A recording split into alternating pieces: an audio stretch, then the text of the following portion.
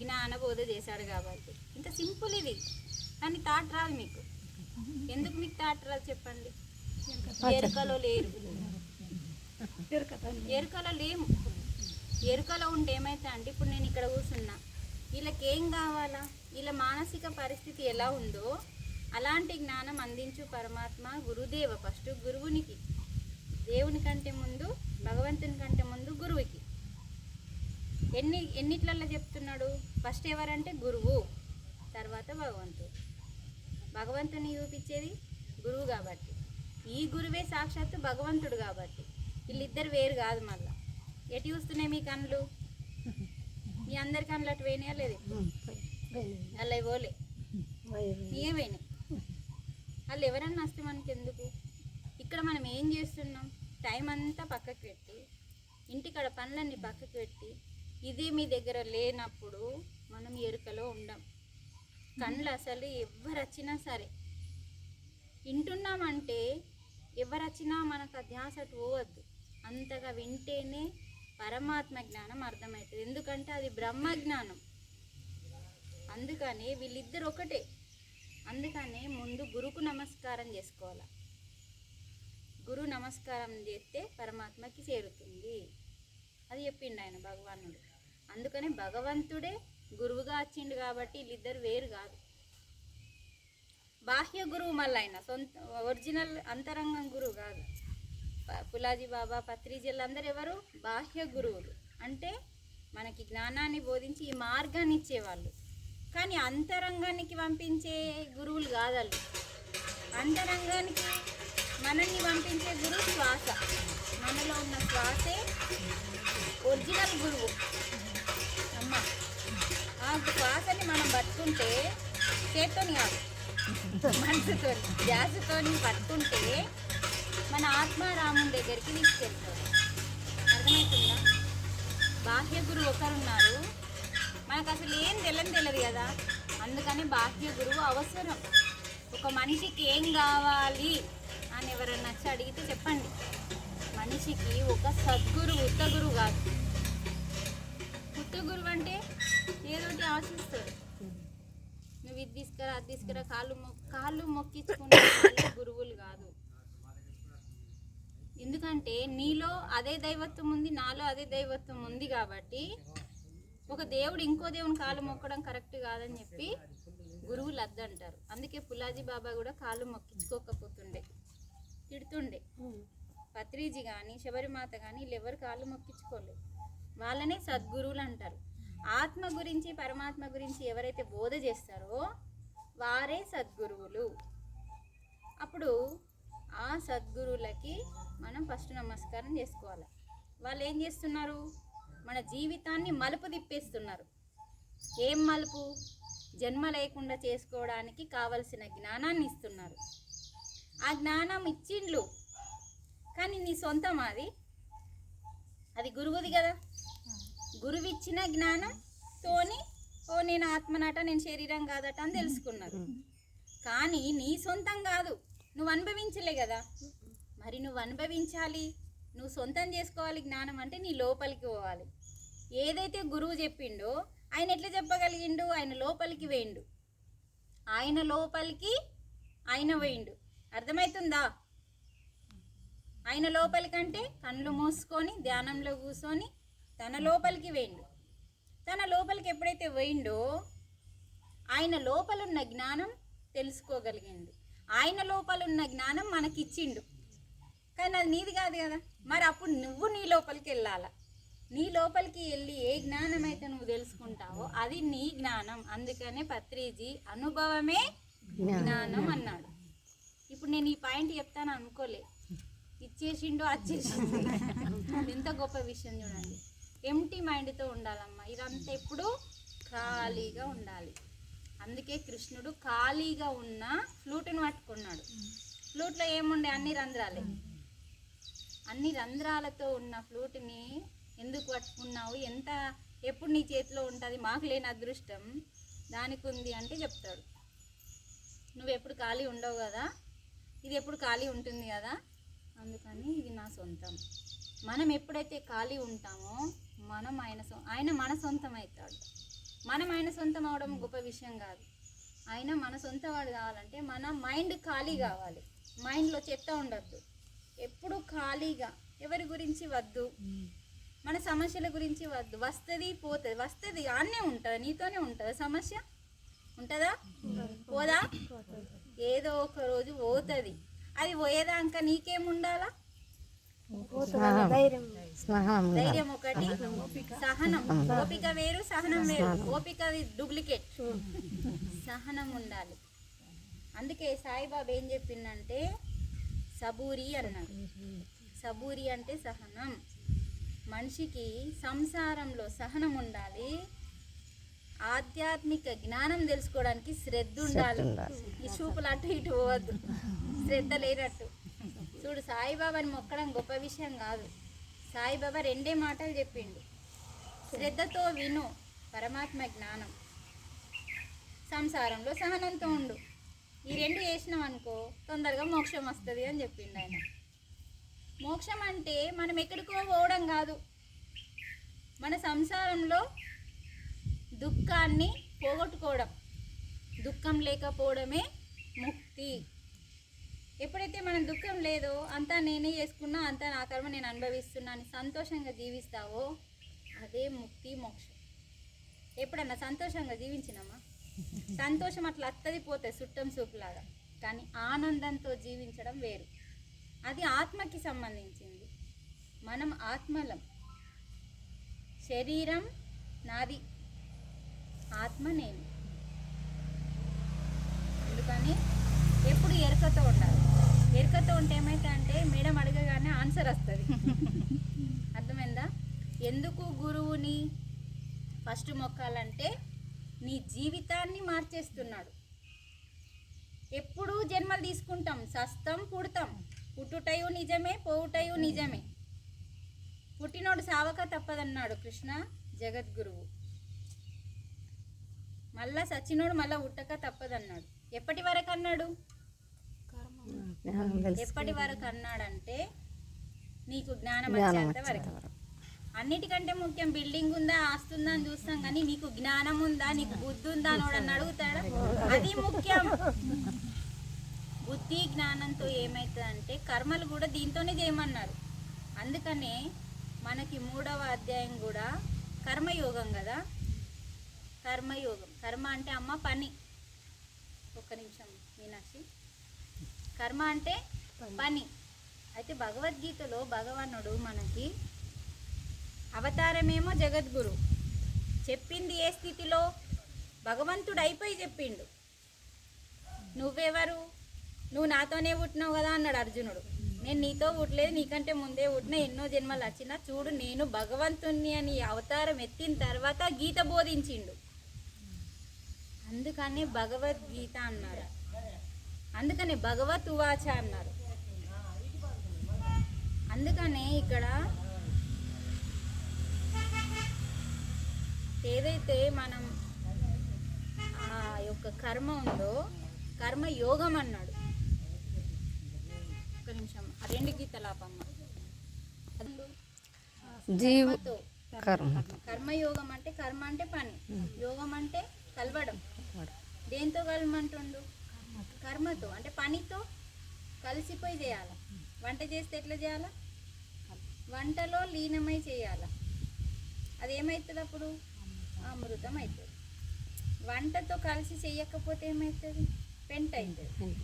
పెంట అనేది వింటున్నాం రోజు, మీరు అందరు గమనించండి. సినిమా చూసి చేస్తారా, సీరియల్ చూసి చేస్తారా, తిట్టుకుంటూ చేస్తారా? మీరు అందరు పెంటలే చేస్తుండే ఇంట్లో. ఎవరో ఒక్కోళ్ళు ఇక మహాత్ములు. ఆ ధ్యాసతో చేయగలిగితే నిజంగా మన చేతిలో ఉన్నంత శక్తి, అమ్మవారు ఉన్నారు మన చేతిలో, 3 ఉన్నారు. అందుకే కరగ్రే వసతే దేవి అన్నాం కదా. ఇదైతే అందరికీ తెలుసు. లేకపోతే ఎందుకు మొక్కమన్నారు? వీళ్ళు ఉన్నారనే కదా యోగులు మనకేం చెప్పిండు? చేతులు చూసుకో, లేచంటే నీ మొఖం చూసినా ఎదురింటామేం తిట్టకు, పక్కింటామేం తిట్టకు అని చెప్పి మన చేతుల్ని మనం చూసుకుంటే నీకేమన్నా కానీ నీ వల్లనే అయింది, అవునా కదమ్మా? అయినా కూడా తిడతాం మళ్ళీ. చేతులు చూసుకొని మొక్కినా కూడా లేచి ఒకవేళ కనబడితే ఇంత పొద్దున్న లేచి దాన్ని యూత్ తిని నాకు ఇది జరిగేది. కానీ ఎవరిని చూసినావు నువ్వు? ఫస్ట్ నీ చేతుల్నే చూసుకున్నావు. ఈ చేతిలో 3 అమ్మవార్లు ఉన్నారు. ఈరోజు నేను నిన్నటి కంటే బాగా జీవిస్తా అని ఎవరన్నా అనుకుంటుందా? ఈరోజు నిన్నటి కంటే బాగా జీవిస్తా, నిన్నటి కంటే ఇవాళ కొంచెం ఎక్కువ మంచి పనులు చేస్తా. ప్రతిరోజు అసలు మీకు ఎవరు అవసరం లేదు, నేను కూడా అవసరం లేదు, అన్నీ చెప్పేసినాము. ఎంతమంది వస్తుంది మీకు చెప్పడానికి? అందుకనే అమ్మ ఈరోజు కరగ్రే వసదే దేవి, కరమధ్యే సరస్వతి, కరమూలే భవేద్ గౌరి, ముగ్గురు ఈడ ఈడ ఈడ 1 2 3 అన్నిట్లల్లో ఉన్నారు కదా వీళ్ళే. మనకి ఈ చేతిలో ఏముంది? శక్తి ఉంది. ఈ శక్తితో వంట చేయమన్నాడు. భర్తకి ఆరోగ్యం కావాలి, పిల్లలకి ఆరోగ్యం కావాలి, అత్తమామలకి ఆరోగ్యం కావాలి. వీళ్ళందరూ ఎవరు? వీళ్ళందరికీ నువ్వు సేవ చేయడానికి తెచ్చుకున్నోళ్ళు. నువ్వు సేవ చేయడానికి వచ్చినావు, మళ్ళీ ఏమని మాట్లాడుతావు నువ్వు ఇంట్లో? దానికి చేసావాలా, ఈయనకి చేసావాలా ఇంట్లో అంటావు. కానీ అక్కడికి వెళ్ళి నువ్వు తెచ్చుకుంది సేవ. కానీ అది నీ బాధ్యత అంతే. బయట వాళ్ళకి చేసే నిజమైన సేవ ఆశించకుండా ఇంట్లో వాళ్ళకి చేసేది నీ బాధ్యతని నిర్వర్తిస్తేనే ధర్మం. అర్థమైందా? అందుకనే యోగం అంటే కలాలి, పనితో కలవడమే కర్మయోగం. నువ్వే పని అన్న చేయు. నేను ఇందాక అన్నా కదా, నేనేమో ఎవరైనా వస్తే నేను చూసినట్టు ఆపేసి క్లాసు, నేను క్లాస్లో లీనమై చెప్తే మీరేమో అటు చూసిండు అంటే మీరు క్లాస్లో లీనమై వింటలేరు. కానీ అది రాంగ్ స్టెప్ అన్నట్టు. అలా అద్దంటున్నాడు దేవుడు.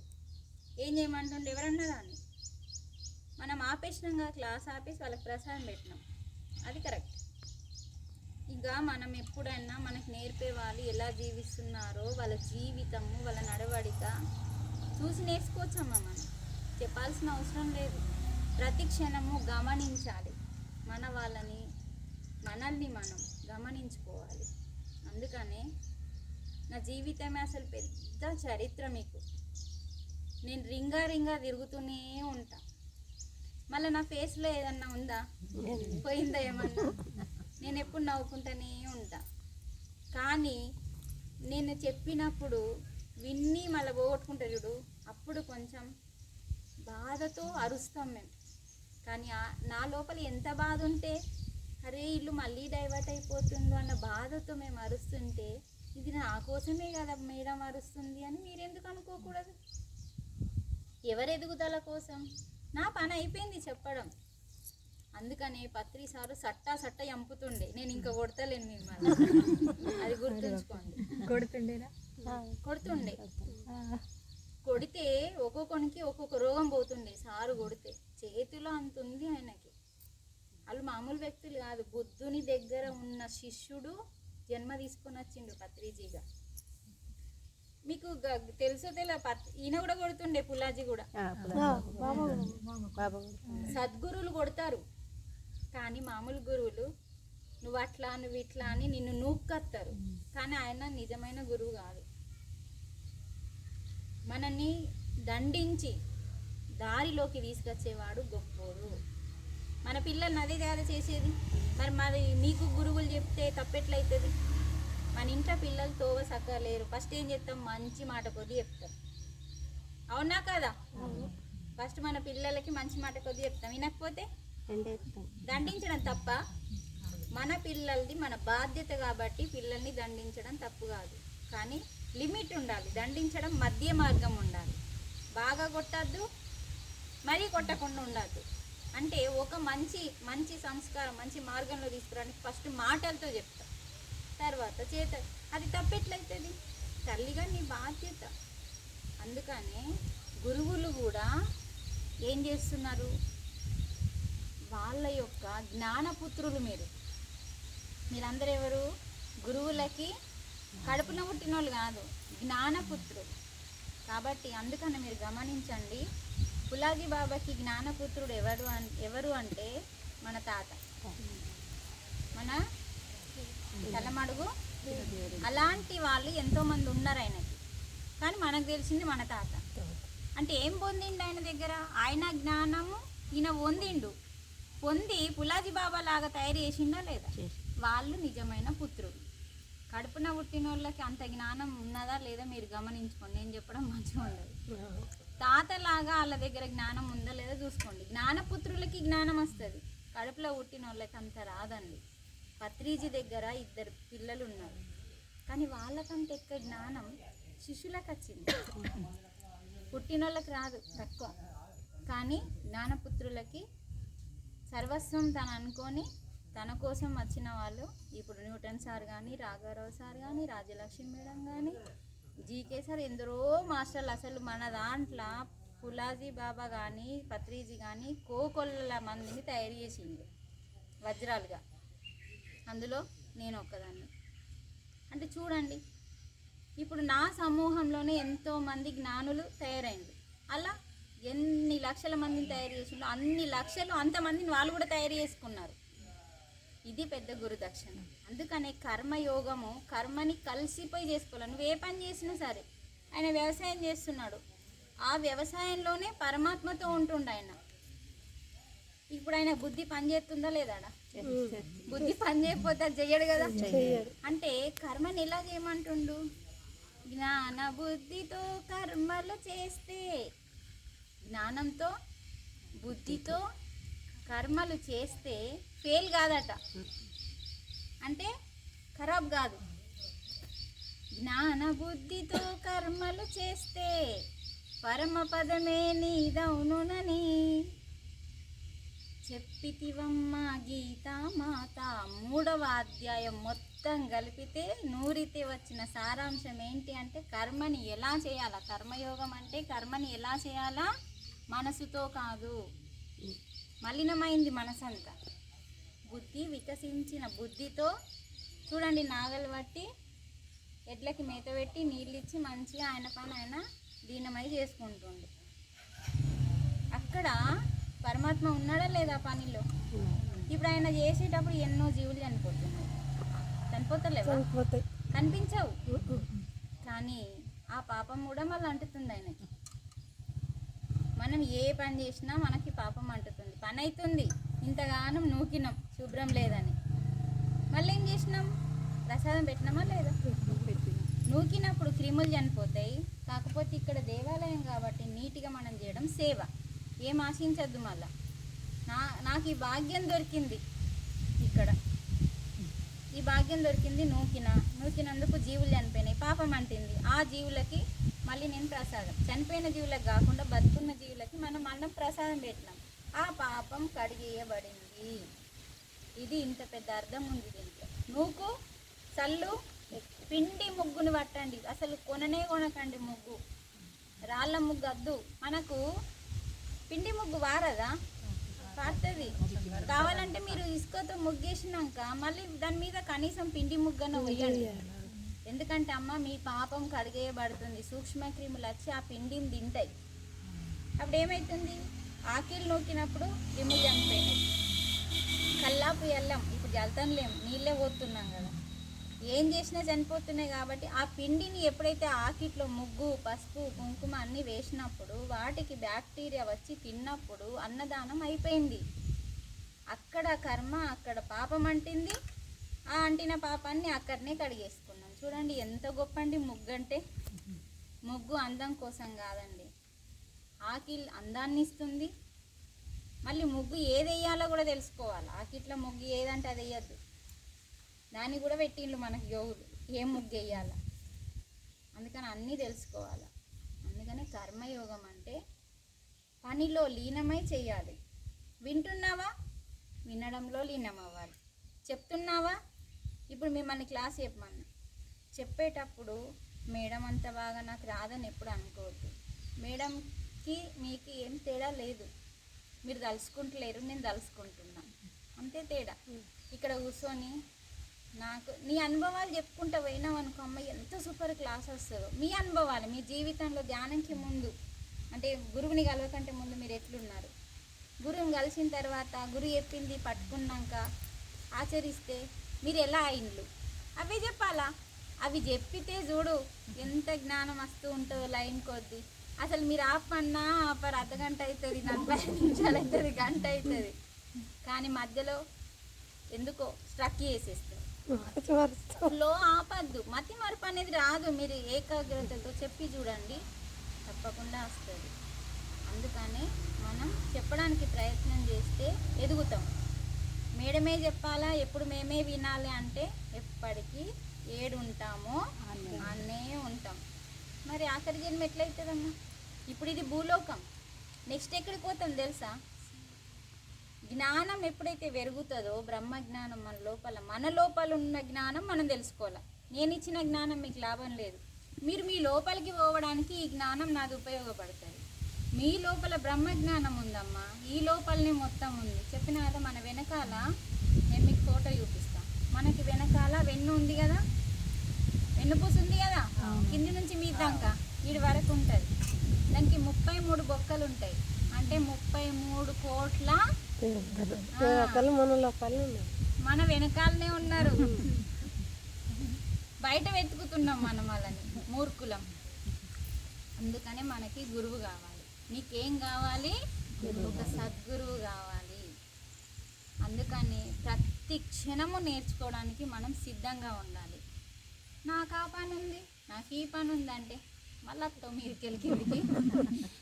ప్రతి క్షణం నేర్చుకోవడానికి మనం ప్రయత్నం చేస్తే ఈ భూమి మీద ఎప్పుడైతే నీ జ్ఞానం పెరిగితే అయిపోతుందో ఇక్కడికి రావడం, నక్షత్ర లోకానికి వెళ్తాం.